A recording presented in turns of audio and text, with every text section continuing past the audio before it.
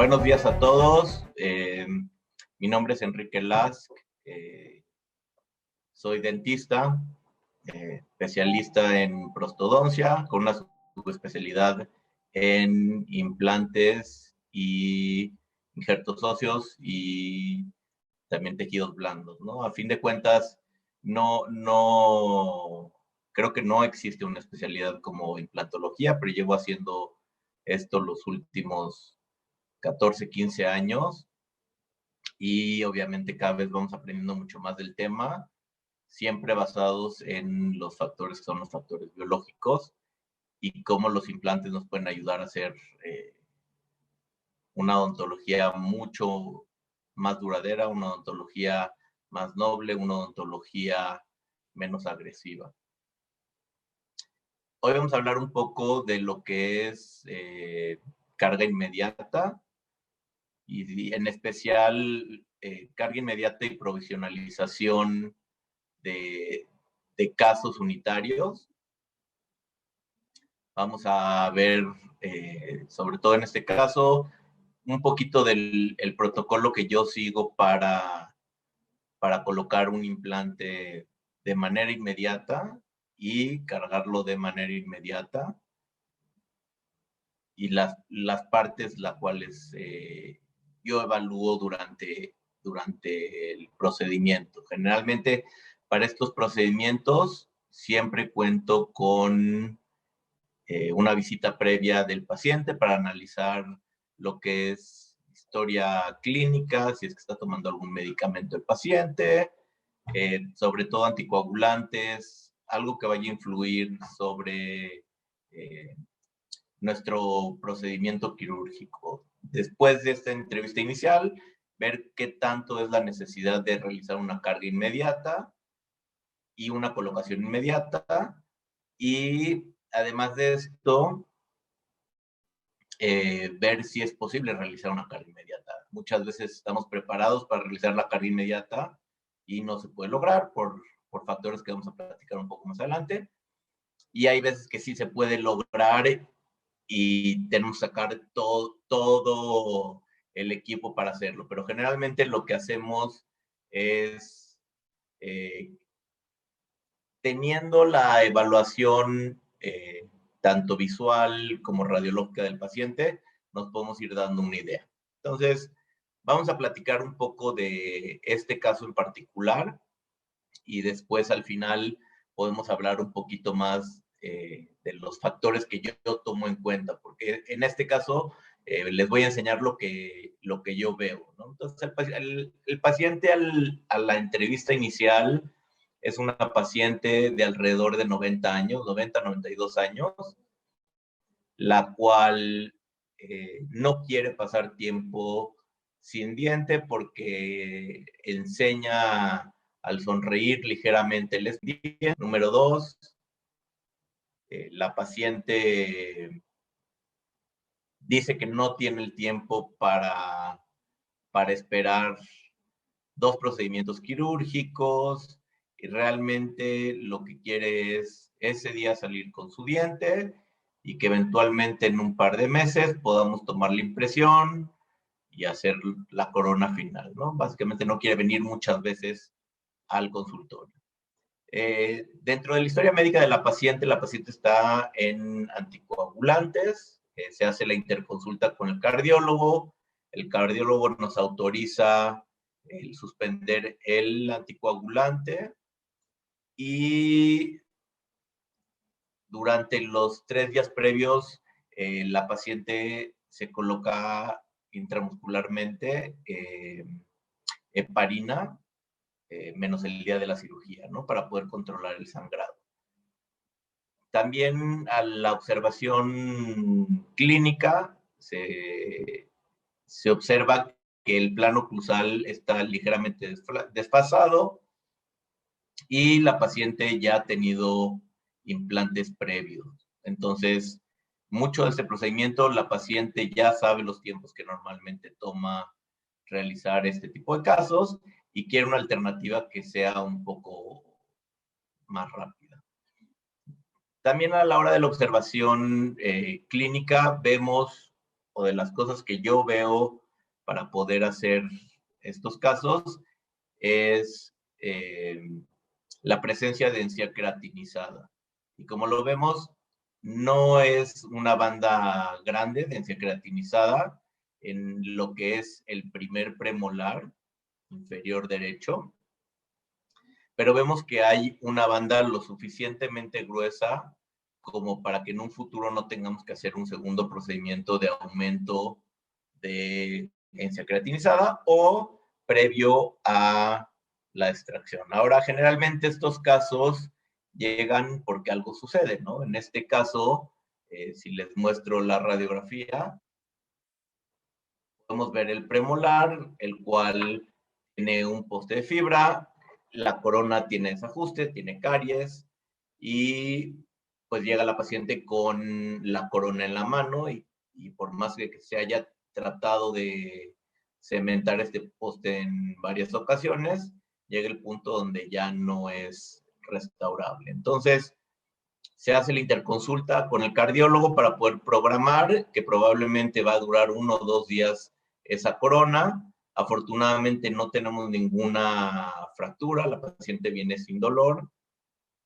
Se alcanza a ver un poco de una radiolucidez en el ápice, una endodoncia que a pesar de que se ve ligeramente corta y delgada, es un diente que lleva en boca alrededor de 70 años, ¿no? Entonces también hay que tomar mucho en cuenta cuando hacemos y decimos que los implantes son de por vida, hay que tomar mucho en cuenta la expectativa del paciente, ¿no? No es lo mismo colocar en un paciente de 90 años un implante que colocarlo en un paciente de 18 años. También en la radiografía podemos ver el trabeculado óseo. Estamos tratando de buscar cuál es la consistencia del hueso desde la primera radiografía. Es muy interesante esta radiografía porque se ve un implante que fue colocado probablemente hace más de 30 años, que es el implante de canasta que se ve en el primer, lo que es el primer molar.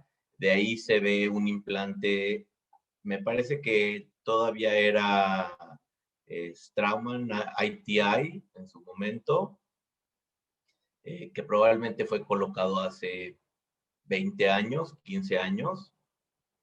Y pues bueno, ahora vamos a colocar un implante Valle Horizon con carga inmediata en la zona del premolar.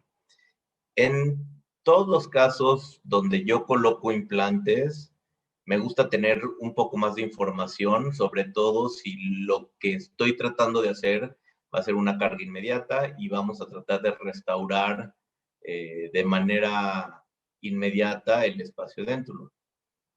Para esto, nos gusta tener una tomografía. Yo sé que no siempre se puede, pero la tomografía nos puede aportar mucha información. En este caso en particular, digo, probablemente en próximos webinars y pláticas que podamos tener un poco más de interacción, podemos platicar sobre lo que son los factores anatómicos que tenemos que tomar en cuenta cuando hacemos tanto un colgajo, colocación de un implante, el hueso, el tipo de hueso, los reemplazos óseos que vamos a utilizar.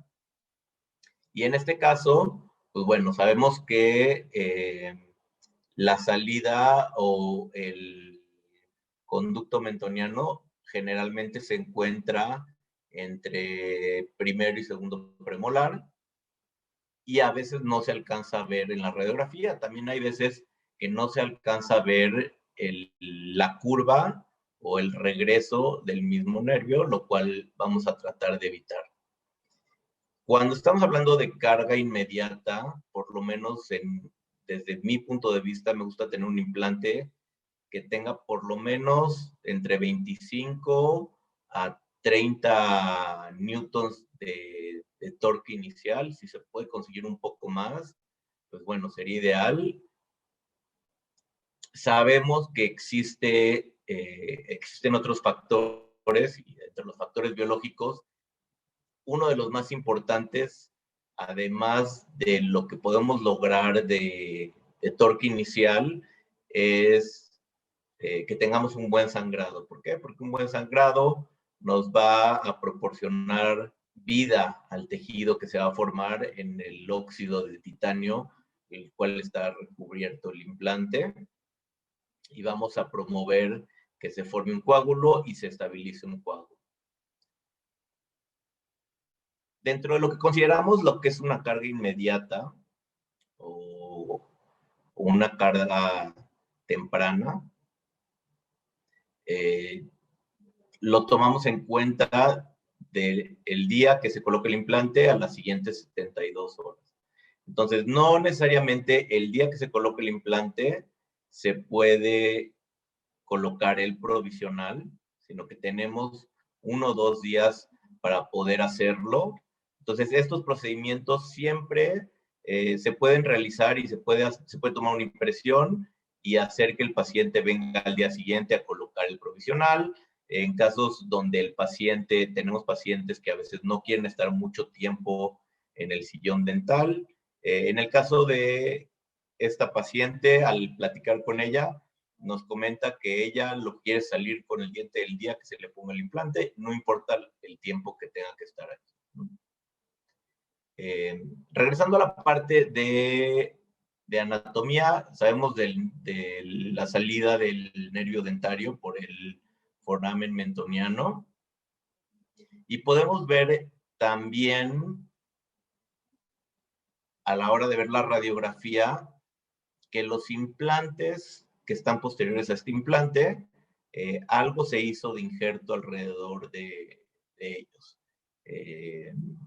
Yo sabiendo la historia del paciente, yo hice un injerto en los implantes posteriores, había algo de pérdida de hueso después de ciertos años, esas coronas fueron cambiadas, pero previo a esto se limpió un poco los implantes y se hizo un injerto. Antes no sabíamos mucho de lo que era la perimplantitis y probablemente ahora hubiese sido más agresivo en la manera en la que hubiese limpiado los implantes, pero pues bueno, en caso de la paciente corrimos con suerte, se ve un hueso bastante estable, un tejido bastante estable en lo que son los implantes posteriores. Tenemos una corona en un tercer molar que, a pesar de que sea un tercer molar, está angulado, pero sella adecuadamente. Y pues bueno, vamos a centrarnos ahorita un poquito más en lo que es el primer premolar. Generalmente, donde vamos a colocar un implante y estamos pensando hacer carga inmediata, queremos tener la información de qué implante vamos a usar, qué tamaño de implante vamos a usar, qué plataforma vamos a usar. Todos estos factores que nos van a beneficiar o perjudicar cuando hacemos una colocación inmediata, para empezar, ¿no? Una colocación inmediata es colocar el implante al mismo tiempo que se realiza la extracción. Y una carga inmediata es cargar el diente cuando se coloca el implante. Entonces, son dos conceptos diferentes que a veces no hacemos el hincapié que deberíamos. Realmente, para mí, todos los implantes llevan, o la gran mayoría de los implantes, a pesar de que sea en tejido regenerado, llevan lo que es una carga inmediata, porque si vamos a colocar una etapa de cicatrización, entonces lo que generalmente hacemos, tenemos una tomografía para poder evaluar tridimensionalmente el área donde queremos colocar. ¿No? En mi caso en lo particular, me gusta marcar lo que es en la parte inferior, el nervio dentario, ver si existe alguna anomalía o bifurcación del nervio.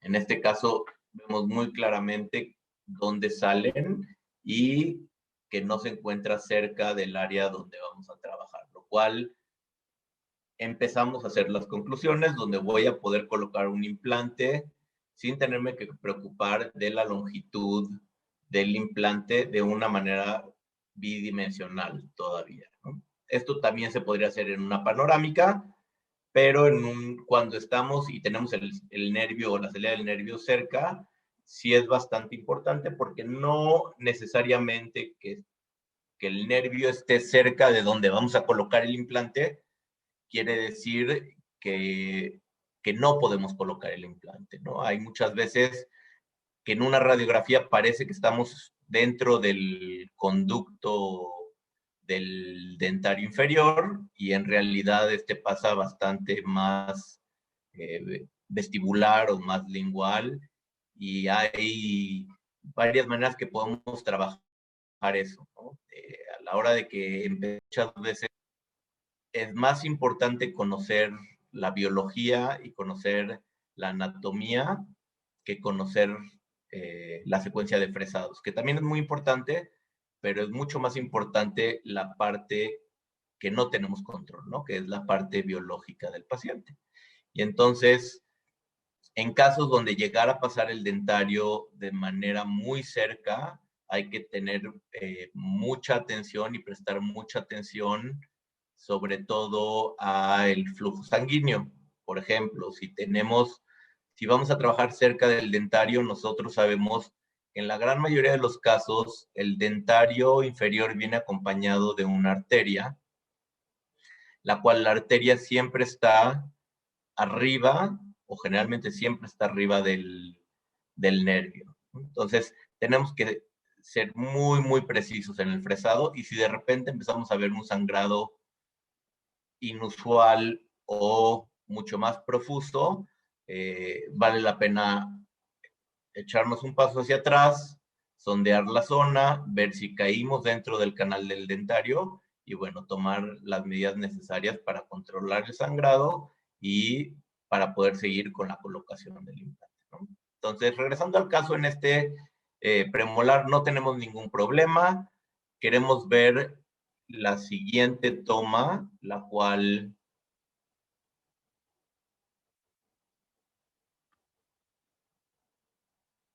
podemos ver que tenemos un diente que está ligeramente vestibularizado. Vemos una cortical vestibular bastante gruesa y vemos que tenemos mucho espacio hacia el lingual.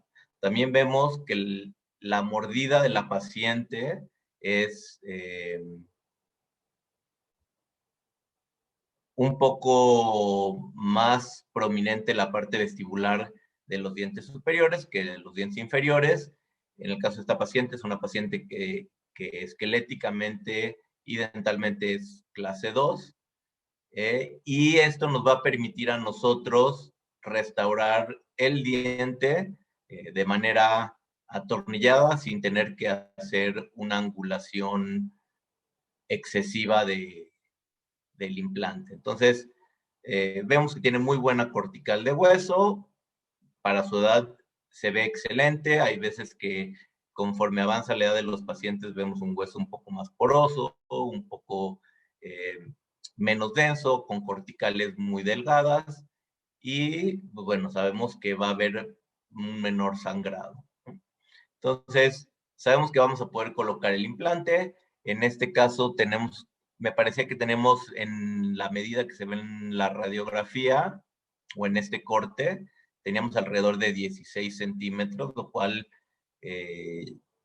dentro de la manera en la que yo trabajo, rara vez coloco algo más largo que 12 milímetros.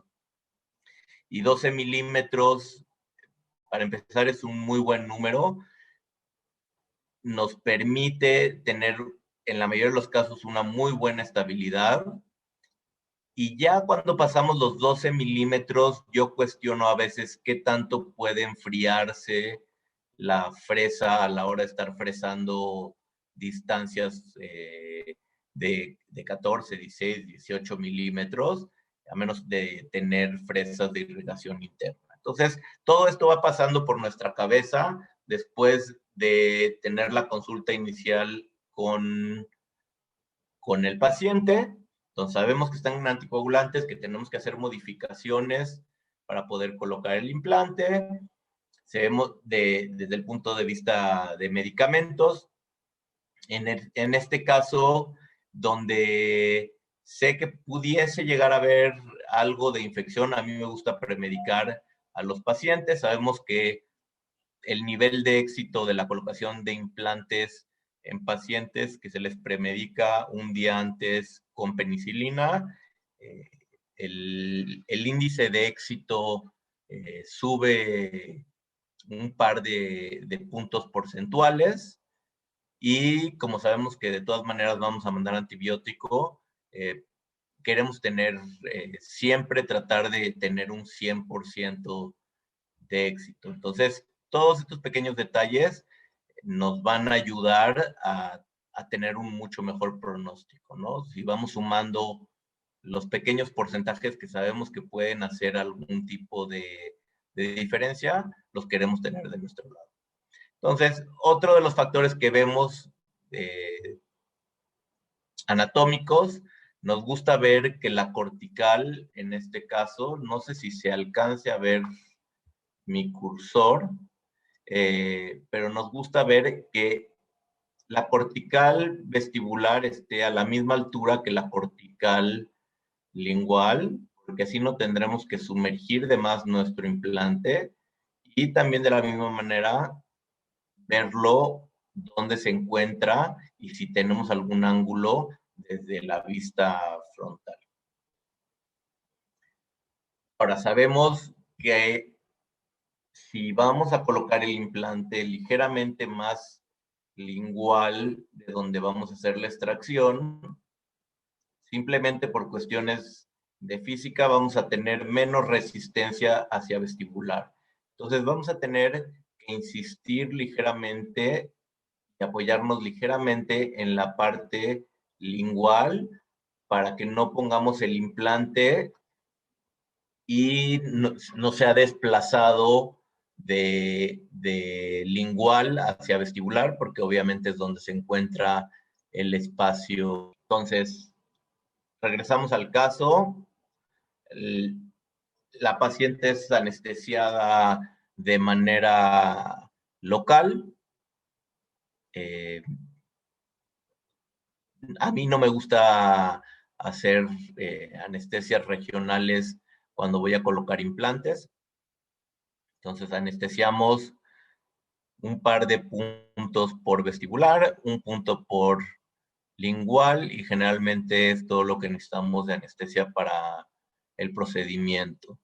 En este caso, bajo el consentimiento del cardiólogo, pudimos colocar anestésico con vasoconstrictor y tratamos de realizar la extracción de la manera más atraumática, a pesar de que suena como una redundancia, ¿no?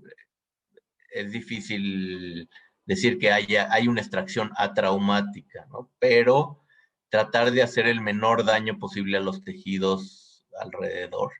Entonces, en este caso hicimos la extracción de lo que fue la corona.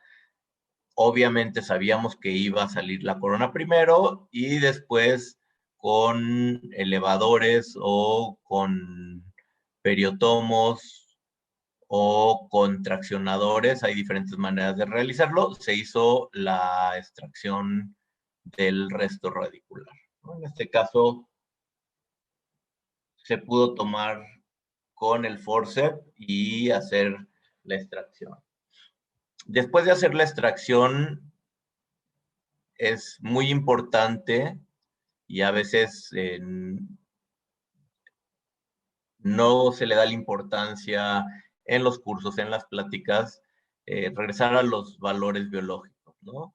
Sabemos que este diente, a pesar de que no estaba fracturado, porque podemos verlo en esta foto, el diente no estaba fracturado, pero vemos mucho tejido granulomatoso que está adherido al resto radicular. Entonces, queremos realmente limpiar, limpiamos con curetas, lo hacemos de manera mecánica. Hay ciertos kits de limpieza que se pueden utilizar para limpiar el alveolo. También se puede limpiar de manera química, usando el suero, a veces usamos antibióticos. En este caso simplemente hicimos un debridaje de lo que queda de tejido fibroso alrededor de la raíz.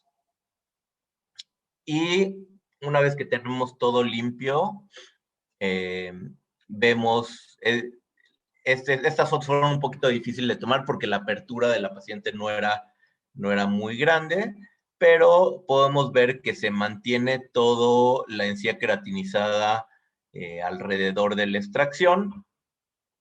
Se alcanza a ver la placa de hueso distal de la extracción en la foto del lado izquierdo.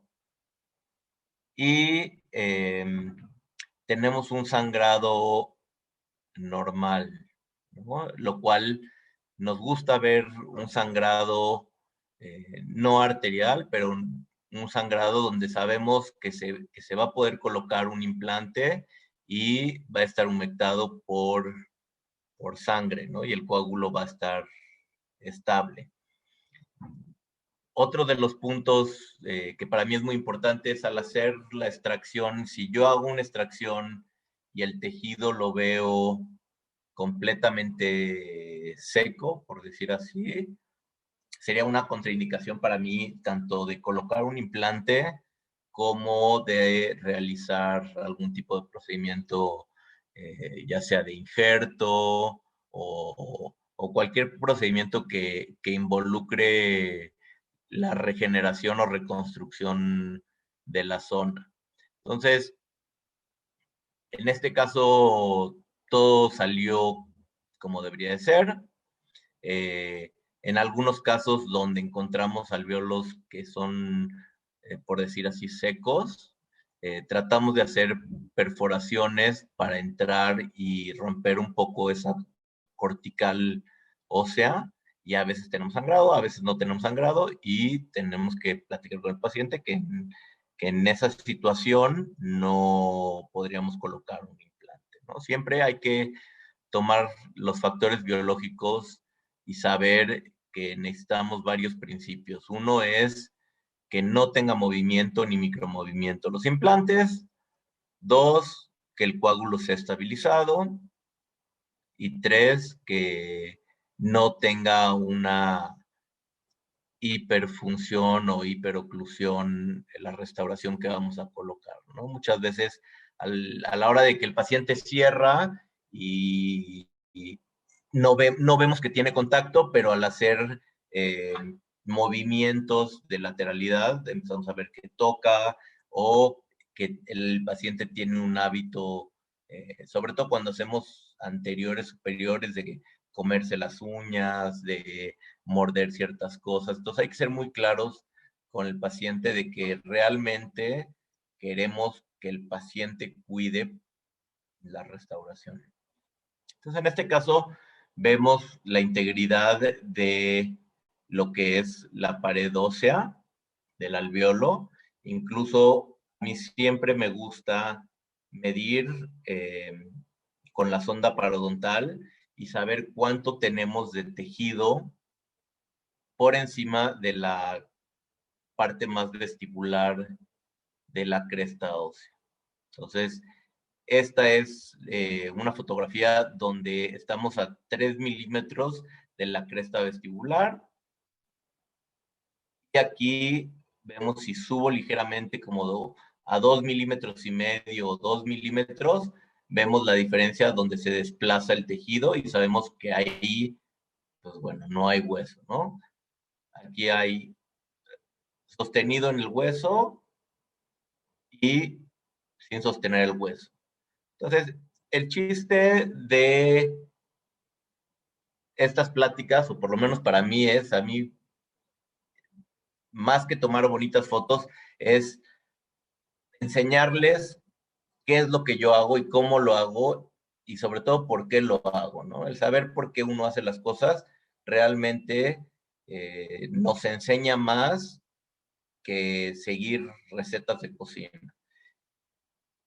Muchos se preguntarán, bueno, ¿qué importancia tiene hacer este sondaje, no? Número uno, voy a empezar a sacar mi implante y cuáles son los cálculos que yo tengo que hacer para el fresado, para saber qué tan profundo tengo que ir. Entonces, si yo quiero colocar de 12 milímetros, que por lo menos voy a tener que fresar 15 milímetros del margen gingival que tengo actualmente. ¿Por qué?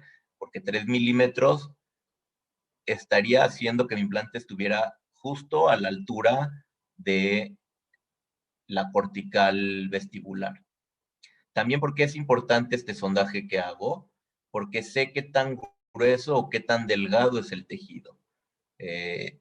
Se han publicado varios papeles de cuántos son los milímetros o las micras para que uno considere el tejido grueso o el tejido delgado, pero todos concuerdan que si a la hora de colocar la sonda en el surco gingival uno alcanza a ver la sonda, estamos hablando de un tejido muy delgado, y si no, estamos hablando de un tejido más grueso. Entonces, son todas las cosas y las pequeñas joyas que uno puede ir viendo y sobre todo aprendiendo de alguien, no porque lo sabe, porque ha estudiado, parte sí, pero también porque ha tenido complicaciones debido a no poner atención en este tipo de cosas. Entonces, tratamos siempre de ir viendo, ir midiendo, ir aprendiendo, y es increíble cómo el cuerpo reacciona y el cuerpo tiene ciertas maneras de seguir ciertos patrones, ¿no? Entonces, aquí como vemos, estoy en el hueso y estoy fuera del hueso. Y lo que podemos ver es que es un tejido el cual, además de ser queratinizado, tener una banda ligera de queratinizado, no tenemos ninguna fenestración en lo que es el alveolo, y también vemos que no es un tejido tan delgado, lo cual eh, nos va a ayudar en un futuro eh, si queremos hacer un ensamble que no sea cerámico, si queremos hacer un ensamble que no sea colado en color, en un metal dorado, ya sea en oro o alto porcentaje de oro. Sabemos que este tipo de casos se va a poder restaurar con un ensamble de titanio, y muchas veces puede ser un ensamble prefabricado, lo cual nos va a ayudar a reducir costos y no vamos a tener ningún compromiso o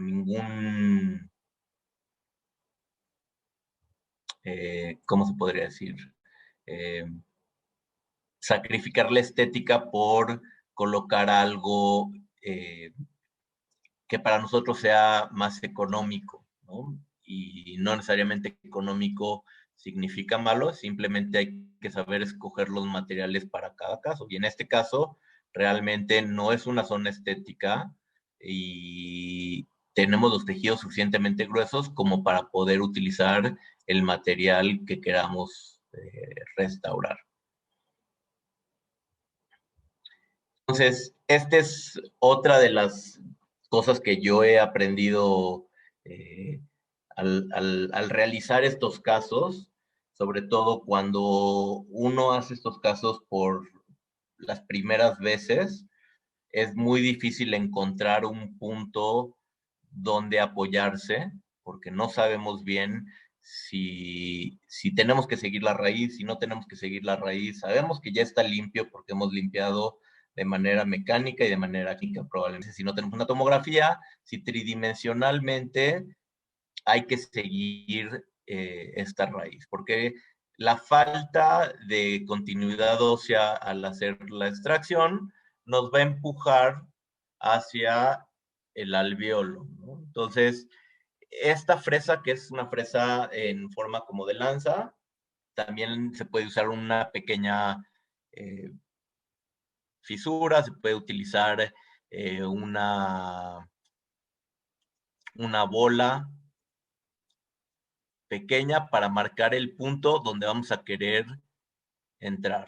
Generalmente yo uso esta fresa en forma de lanza o lanceta, y con esto realizo un fresado muy ligero, probablemente 4 a 6 milímetros, de los cuales voy a estar abajo del ápice los primeros 2 o 3 milímetros, y me gusta tomar una radiografía de la inclinación y la posición y verla desde un punto de vista oclusal. En este caso, tenemos la ventaja de que podemos hacer una restauración atornillable, lo cual nos va a permitir usar una gama muy amplia de ensambles prefabricados y también desde el punto de vista de ensambles provisionales.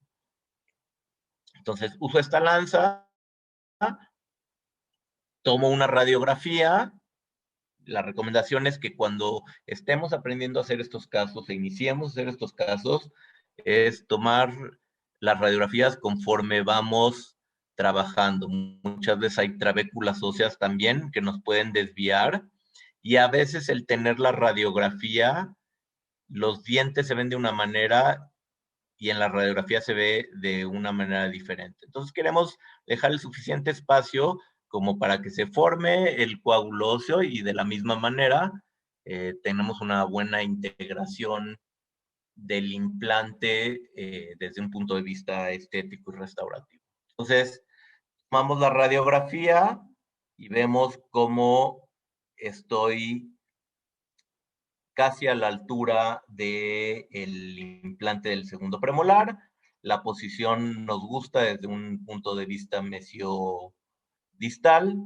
También, si lo viésemos clínicamente, corresponde. Y si lo vemos desde un punto de vista oclusal, tendría que estar centrada esta fresa en la fosa central. No siempre se puede. Mientras se pueda, hay que tratar de aprovecharlo, ¿no? Entonces, si yo quisiera saber más o menos dónde estoy, siempre puedo regresar a mi tomografía. Regresamos a la tomografía y sabemos que si colocamos un implante y estamos a la misma distancia que el implante del segundo premolar, vamos a tener un implante de alrededor de 12 milímetros. Entonces, en este caso, sabemos que estamos cerca de los 12 milímetros y probablemente vamos a querer ir ligeramente más profundo. ¿Por qué? Porque estos 12 milímetros lo tenemos que estar midiendo desde lo que es la parte de la cresta bucal de la extracción. Para las personas que están empezando a hacer este tipo de casos, es muy importante, si regreso, la evaluación con la sonda periodontal y del alveolo. ¿Por qué? Y probablemente podemos hacer una clase completa de lo que son las consideraciones biológicas. Cuando estamos empezando a hacer estos casos, queremos tener integridad 360 grados de lo que es el alveolo. Si empezamos a tener fenestraciones, tenemos que ser muy conscientes de lo que la anatomía y la biología nos puede proporcionar.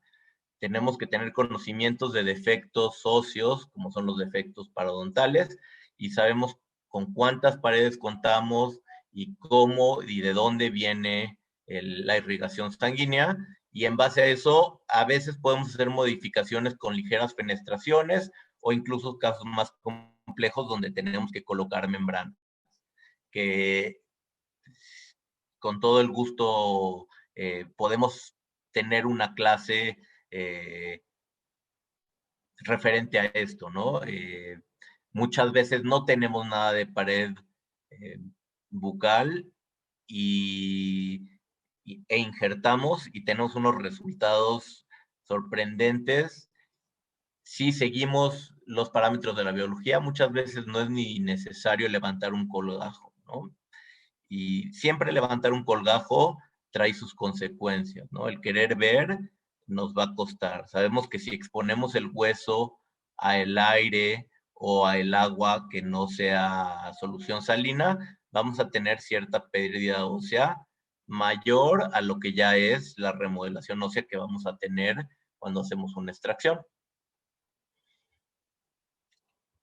Entonces, mesiodistalmente estamos en la posición adecuada.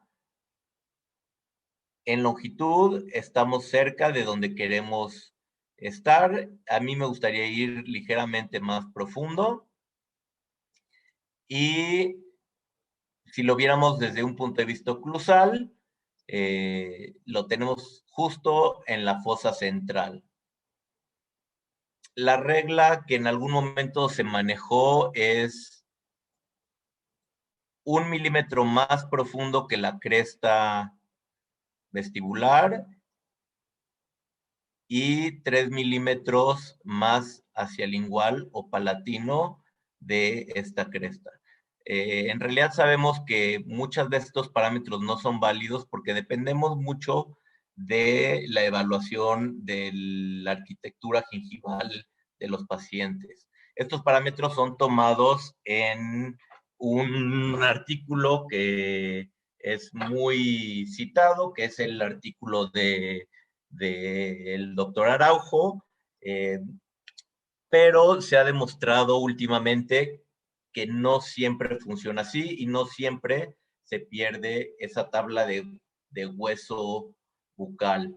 Y la discusión siempre es que en el artículo, además de que se hace en perros donde la cortical es completamente diferente, se hacen colgajos para colocar el implante. Entonces, ese hueso de cortical o esa lámina de hueso que le llaman bundle bone es completamente diferente a lo que vemos en los parámetros clínicos. Ahora, si tenemos un paciente que tiene extremadamente delgada esa pared cortical, vamos a tratar de compensarlo con ciertos sustitutos óseos. Y ahí entramos a otro tema de discusión de qué materiales vamos a usar. Entonces, en este caso, afortunadamente tenemos todos los tejidos del grosor necesario para que sea un procedimiento hasta este momento simple y sencillo. Comenzamos entonces con nuestra secuencia de fresado que nos indica el fabricante, en este caso BioHorizons. Sabemos que vamos a colocar un implante que es el Tapered Internal Plus, y entonces nos referimos al manual para saber la secuencia de fresado. Entonces, colocamos con nuestra lanceta en la posición donde vamos a querer entrar. Siempre vamos a estar recargados hacia la pared donde vamos a tener más resistencia. Y en caso de tener alguna curva en el ápice del diente, tenemos que tomar esto mucho en cuenta porque a veces esto nos puede guiar y hacer que coloquemos el implante de una manera no ideal. Entonces, yo sé que desde el punto de vista para no levantar un colgajo y no tocar la irrigación que nos lleva de la cortical vestibular, voy a tener que medir, si quiero colocar un implante de 12 milímetros, voy a tener que medir 15 milímetros o 16 milímetros desde el margen gingival vestibular, la parte más apical de este margen. Entonces comenzamos con la secuencia de fresado. Vamos a colocar un implante de un diámetro externo de 4.6 milímetros y de 12 milímetros de largo.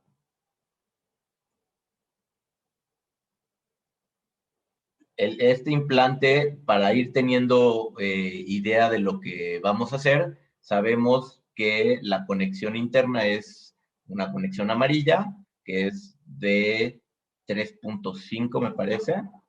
y vamos a utilizar las partes restaurativas de un implante de código amarillo, ¿no? Eso hay que tener un poquito de planeación para saber qué es lo que vamos a utilizar y las partes que vamos a utilizar. Siempre es mucho más fácil tenerlas a la mano. Si no las tenemos a la mano, muchas veces podemos tomar la impresión, poner una tapa de cicatrización, hacer todo el trabajo en el laboratorio y al día siguiente pedirle al paciente que venga.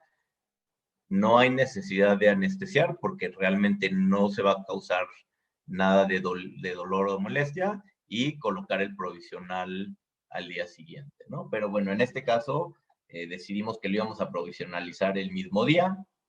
Comenzamos la secuencia de fresado con una fresa de 2 milímetros de diámetro y seguimos con la de 2.5. Tomamos otra radiografía. Podemos ver en el vástago de medición que tenemos la primera línea en 7.5, la segunda en 9, la siguiente en 10.5 y la que sigue en 12. Entonces sabemos que tenemos que bajar ligeramente, aproximadamente 1 milímetro o milímetro y medio más. Siempre obviamente con la comprobación en boca de dónde estamos conforme al margen gingival. También lo que se puede hacer es, una vez que se sondeó, volvemos a medir con nuestra sonda dónde está el hueso y con la misma sonda podemos medir qué tan profundo estamos. En este caso deberíamos de estar alrededor de los 15, 16 milímetros.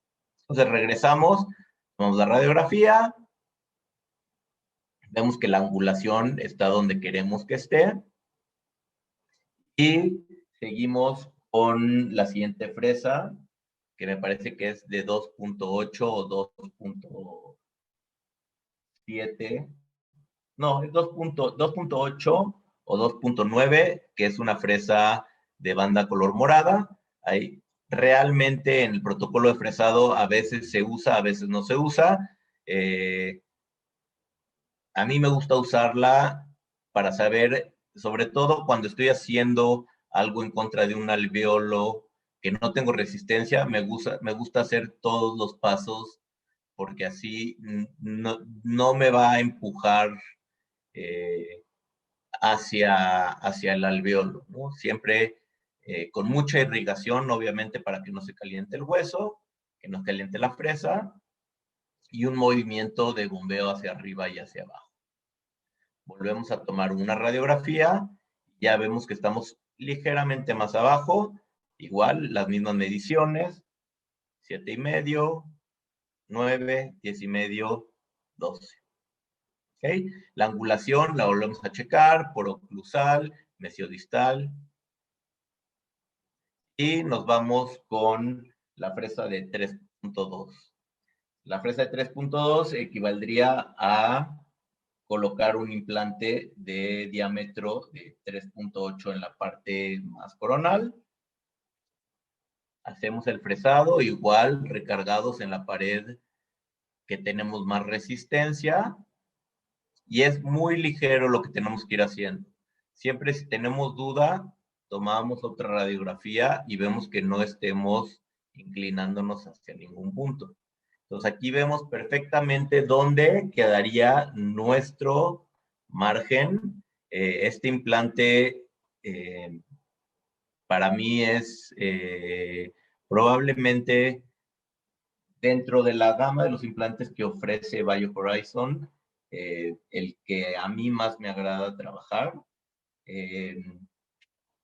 Obviamente depende el caso, dependerá el implante que utilizamos, pero me gusta que trae un cambio de plataforma incluida en la forma del implante, que tiene la posibilidad de colocar el ensamble o el pilar protésico en 6 posiciones diferentes porque tiene un hexágono interno y al mismo tiempo podemos hacer los cambios que llegáramos a necesitar con este cambio de plataforma, y obviamente la superficie laser lock que nos va a llegar hasta la parte interna. Y hablando un poquito de lo que es el cambio de plataforma, cabe mencionar que el cuerpo toma el cambio de plataforma ya sea de manera angulada o de manera recta, ¿no? Sabemos que el cambio de plataforma fue un hallazgo experimental. No había la parte en unos implantes, me parece que eran 3i en su momento, y se vio que había menos pérdida de hueso. Después de esto, pues todo empezó a cambiar y empezamos a ver más la incorporación del cambio de plataforma. Previo al cambio de plataforma había superficies, bueno, primero eran superficies maquinadas de titanio, después empezamos a ver las superficies modificadas, y las superficies modificadas con collarín pulido, después superficies modificadas hasta la unión, pero sabemos que ese tipo de conexiones no son las ideales porque tenemos justo el estrés del ensamble en esa zona, lo cual nos provoca un poco de pérdida de hueso. No siempre quiere decir que va a haber más pérdida de hueso, pero sabemos que tenemos pérdida de hueso. Si vemos la radiografía, pues tenemos un claro ejemplo de lo que son los implantes de diferentes conexiones y las posibilidades de tener, por ejemplo, el implante de canastilla, donde solamente había una sola posición y era casi como un poste colado lo que se colocaba adentro, y entraba presión y solo teníamos una manera de restaurarlo y tomar la impresión. Después vemos el implante donde tiene la superficie rugosa probablemente a 1 milímetro, 2 milímetros de donde termina el implante, y tenemos un collarín de titanio pulido, y en el caso del Tapered Internal Plus vamos a ver cómo se ve el cambio de plataforma un poco más adelante. Entonces, hacemos el fresado con la fresa de 3.7 milímetros y después vamos a usar la de 4.1 milímetros para poder colocar nuestro implante de 4.6 milímetros. Entonces, tomamos otra radiografía para confirmar la posición, sabemos dónde vamos a estar, y tomamos nuestro implante. Este implante, si se puede ver, se alcanza a ver el bisel donde tiene el laser lock, la superficie, para ayudar a la migración de los fibroblastos y unirse a esta superficie, y lo hacemos con el transportador, puede ser tanto manual como el transportador de implantes. A mí me gusta hacerlo con el transportador de implantes porque tiendo a mover menos lo que es mi muñeca. En muchos casos, al inicio, cuando uno empieza a hacer estos casos, tiene que tener mucho cuidado al colocarlo porque si no se hace un fresado adecuado, el mismo implante, al ser más ancho que la osteotomía, nos va a tender a empujar hacia el punto de menor resistencia, que en este caso es el área vestibular. Entonces vamos a colocar el implante y en este caso lo vemos colocado. Estamos 3 milímetros abajo de donde está nuestro margen gingival. Estamos ligeramente abajo de lo que es el punto más bajo de la cresta ósea vestibular. Y empezamos a observar de nuevo la parte anatómica y la parte biológica. En este caso, el implante entró con un torque mayor de los 50 newtons.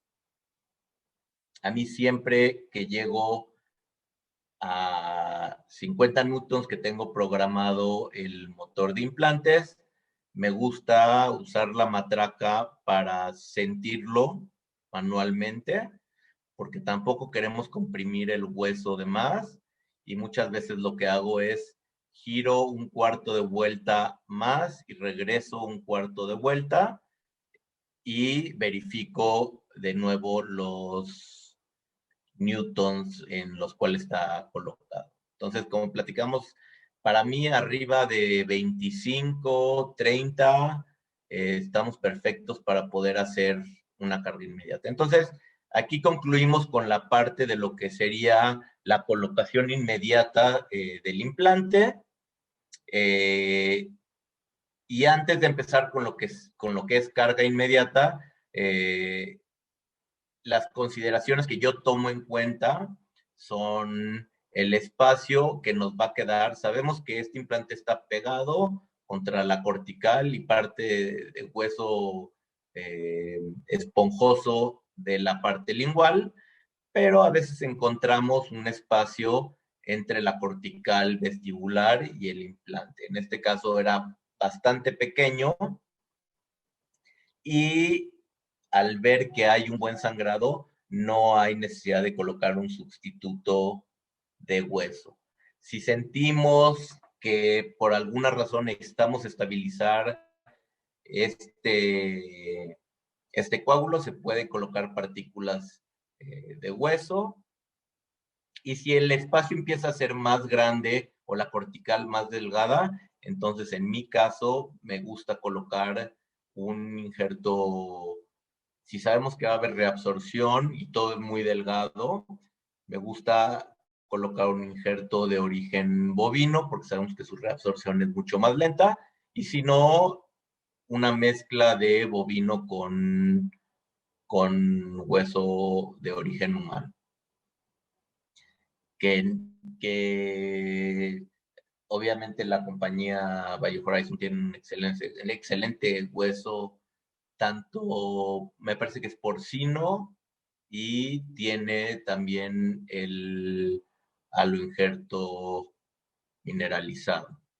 En este caso, no recuerdo si se colocaron un poco de partículas de aloinjerto, pero el espacio era tan pequeño y tenemos una cortical lo suficientemente gruesa que no vamos a tener ningún problema de tener reabsorción, y sabemos también que el coágulo se está formando y vemos una buena humectación, porque en este caso ni siquiera alcanzamos a ver el bisel. Entonces vemos el código de color amarillo, el cual nos indica qué tipo de materiales restaurativos vamos a utilizar, y vemos el paralelismo con los otros dientes, lo cual nos va a permitir colocar un pilar protésico recto y que el tornillo o la entrada del tornillo salga por la parte oclusal.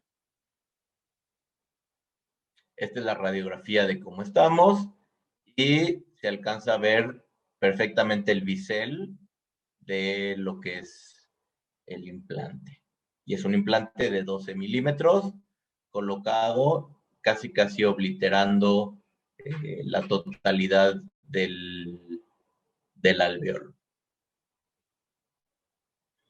Para realizar esta carga inmediata hay diferentes técnicas que a mí me gusta utilizar. Una de las técnicas que en mi caso se facilita más es utilizar un pilar recto,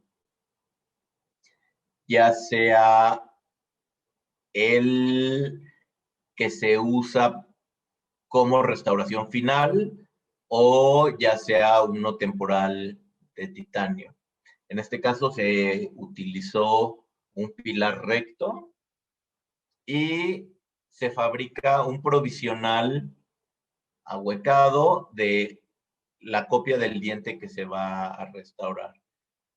A mí me gusta y lo he hecho durante los últimos años de esta manera, porque en cierto momento tenía problemas de colocar en la angulación correcta la pieza dental, y tenía problemas y me tardaba mucho más tiempo en la parte restaurativa que en la parte quirúrgica. Incluso muchas veces tomaba la impresión y lo decidía hacer y colocar al día siguiente.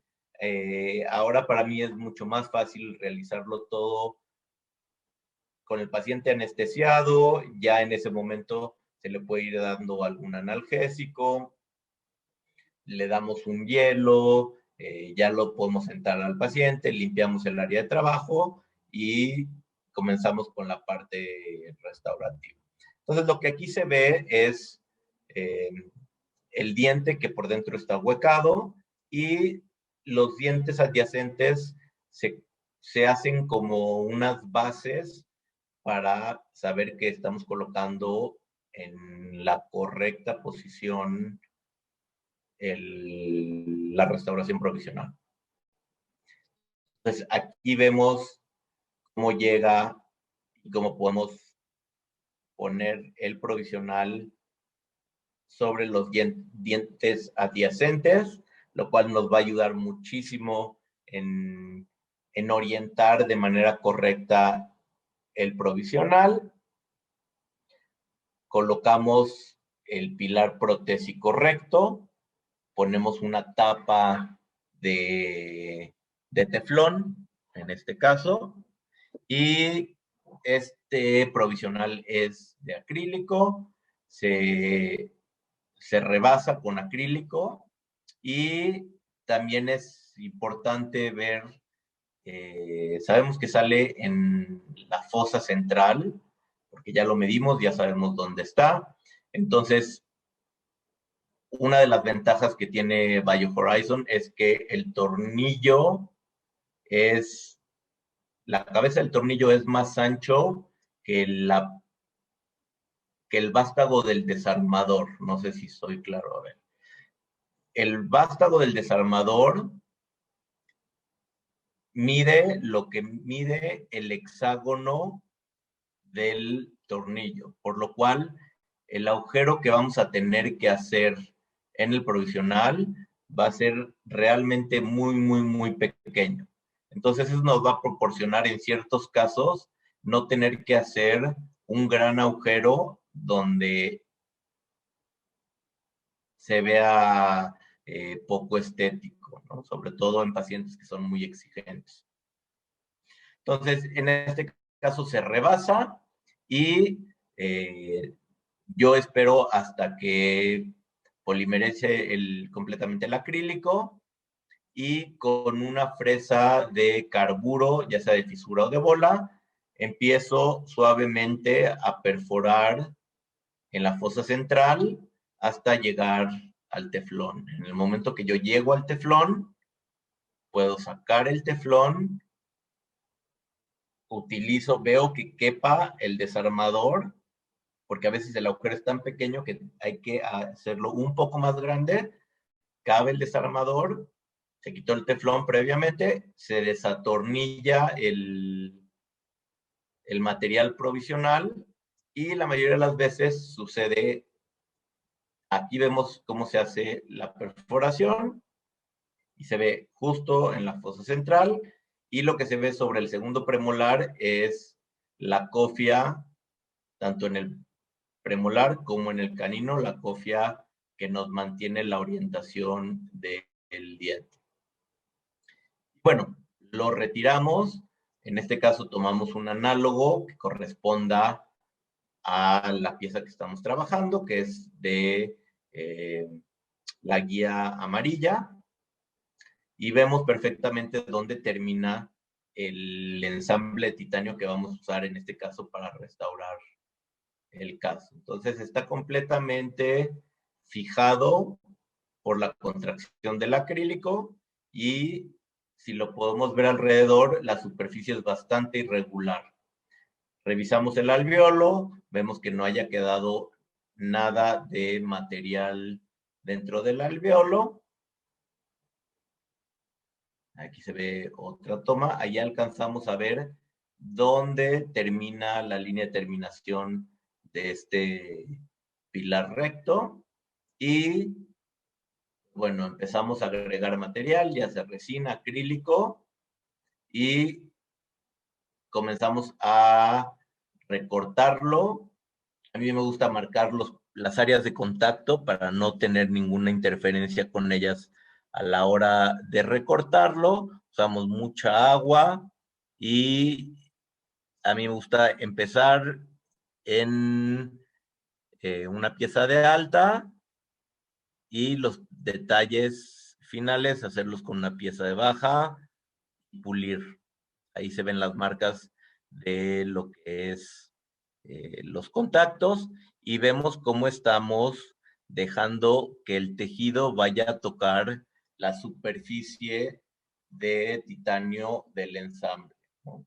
Sabemos que esas superficies están tratadas desde la fábrica por todas las compañías, lo cual, si es del sistema Laser Lock, va a tener grabado para que el mismo tejido se adhiera ahí, si no va a ser una superficie pulida. Y tenemos el acceso del temporal. Entonces, lo único que nos faltaría es verificarlo en boca. Aquí tenemos una serie de los pasos radiográficos que tenemos y verificamos en boca que quede el provisional a la altura donde no vaya a estar en una hiperoclusión. Tomamos una radiografía para confirmar la posición. Ahí vemos muy claramente el cambio de plataforma, lo cual, si vamos a tener alguna pérdida, generalmente lo que vemos en los cambios de plataforma es que si llegamos a tener pérdida, muchas veces llegaríamos al ángulo donde empieza a ser vertical el implante. Entonces, esto nos extiende la superficie, más además la superficie rugosa nos extiende y nos multiplica la superficie donde se depositan los fibroblastos y tenemos un sistema, por decirlo así, cerrado, porque tenemos el hexágono interno, tenemos cierta conicidad donde sella y pues bueno, tenemos el torque que nos une los ensambles. Lo que se alcanza a ver en las paredes laterales del ensamble es resina con la que terminamos de contornear la forma y tenemos, bueno, muchísimas ventajas de hacerlo de esta manera. Dentro de las ventajas más importantes para mí en los últimos 5 años es poder tener algo que esté libre de cemento. Sabemos que gran parte de los problemas de periimplantitis son causados por remanentes de cemento. Entonces, lo que queremos es minimizar nuestras posibilidades de que algo nos vaya a fallar o más bien maximizar nuestras posibilidades de éxito en un corto plazo y en un largo plazo. Entonces, vamos a ver el provisional, no hay necesidad de suturar porque el mismo provisional nos va a funcionar como si fuera un tapón y alcanzamos a ver ahí el coágulo que ya se está formando. Incluso muchas veces tenemos que hacer un poco de succión para poder ver y colocar el provisional. Se confirma con la radiografía. Lo verificamos tanto en oclusión como en lateralidades y vemos el resultado final del provisional. A mí en estos casos posteriores o que realmente la demanda estética no es tan alta, me gusta colocar una resina o un acrílico de un color completamente diferente. ¿Para qué? Para que en un par de meses que yo entre a desatornillar todo el complejo de ensamble con provisional, lo pueda hacer ubicando perfectamente dónde está mi tapón de teflón o de algodón antes de llegar y tocar el el tornillo, porque probablemente lo que haremos es desatornillar, tomar una impresión. Si queremos hacer una impresión personalizada, hay que hacer ciertos pasos, que también lo podemos platicar en un futuro, y mandar a hacer la corona, que en este caso yo me gustaría hacer una corona atornillada. ¿Ok? También es importante a la hora de hacer estos casos, hay muchos detalles que se deben de tomar en cuenta, pero por ejemplo, otro tip que es importante es que las superficies de los dientes contiguos a los implantes siempre sean más planas. No queremos un contacto típico de diente que sea un punto de 1 o 2 milímetros cuadrados, sino nos gustan superficies más largas y más amplias. ¿Para qué? Para poder evitar esa rotación o esa vibración del ensamble, lo cual pueda causar tanto que se afloje el tornillo en algo cementado como en algo atornillado, ¿no? Teniéndolo atornillado, tenemos la ventaja de que siempre podemos reemplazar el tornillo y colocar un tornillo nuevo. Eso es importante saber, que una vez que se hace el torque final de una restauración final, no se debe de usar ese mismo tornillo para volver a hacer el torque, porque podemos romper el tornillo dentro del implante, porque existen modificaciones sobre el metal. Y pues bueno, eso es todo por la presentación del día de hoy. Y me encantaría poder tener un poco más de tiempo con ustedes y, y poder resolver las dudas o las preguntas que tengan referente a cómo hacemos ciertos procedimientos, por qué lo hacemos de tal manera, cuáles son las opciones protésicas que este sistema nos ofrece, por qué escogimos este implante. Bueno, hay infinidad de temas que podemos tocar y nos podemos pasar horas realizando estos webinars, pero la realidad es que lo más importante es tener el feedback de ustedes y saber qué es lo que ustedes quieren saber, en qué podemos ayudarles nosotros que tal vez tenemos un poco más de experiencia en hacer estos casos, y como lo he platicado 20 veces con el equipo de las diferentes casas de implantes, en este caso de BioHorizons, nosotros también aprendemos mucho con sus preguntas, con sus inquietudes, y estamos aquí realmente para establecer un contacto entre dentistas, ya sean especialistas o no, que están interesados en colocar implantes, en mejorar la manera en que lo hacen, en aprender, y obviamente nosotros también queremos aprender de ustedes. Entonces, el crear una comunidad que se ayude y que se complemente unos con otros, siempre es muy motivante eh, cuando hay una contestación de parte de la gente que está viendo estos videos, y que podamos trabajar juntos, incluso aprender juntos, ¿no? Sobre todo de los errores, y mucho de lo que comento y comenté en esta presentación, uno tiene que aprender, ya sea de los errores ajenos o de los errores propios, ¿no? Entonces, si podemos aprender a veces de los errores ajenos, eh, le vamos a ahorrar a nuestros pacientes muchos problemas, y vamos a poder trabajar mucho más tranquilos, con mucha más confianza, y sabiendo que siempre va a haber alguien que nos apoye en los casos que se nos dificultan, ¿no? Entonces, dejo la puerta abierta para todos los comentarios, críticas, preguntas. Estoy aquí para servirles. Probablemente mi correo, si quieren comunicarse conmigo, lo van a poner en la página, y estoy a su disposición. Muchas gracias por la invitación y muchas gracias a ustedes por pasar esta mañana conmigo. Gracias.